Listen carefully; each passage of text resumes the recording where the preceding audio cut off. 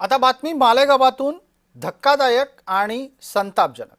क्रूरकर्म्या आणि हिंदू द्वेष्ट्या म्हणून ओळखल्या जाणाऱ्या टिपू सुलतानला स्वतःचा आदर्श ठरवत मालेगावच्या उपमहापौरानं त्याचा फोटो स्वतःच्या दालनामध्ये लावलेला आहे। निहाल अहमद यांच्याकडून हा फोटो लावला गेलाय, त्या विरोधामध्ये संताप व्यक्त होतोय।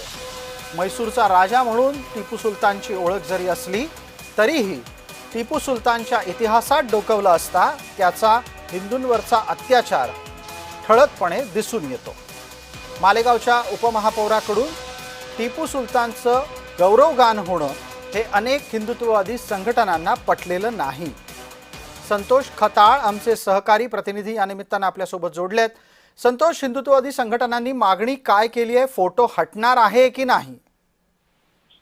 बरोबर आहे बसत सर। आज महानगरपालिकेच्या दालनामध्ये आज एक शान हिंद या ज्या नवीन उपमहापौर आहेत त्यांनी त्या ठिकाणी टिपू सुलतानांचा फोटो लावल्यानंतर हिंदुत्ववादी संघटना या आक्रमक झाल्या होत्या।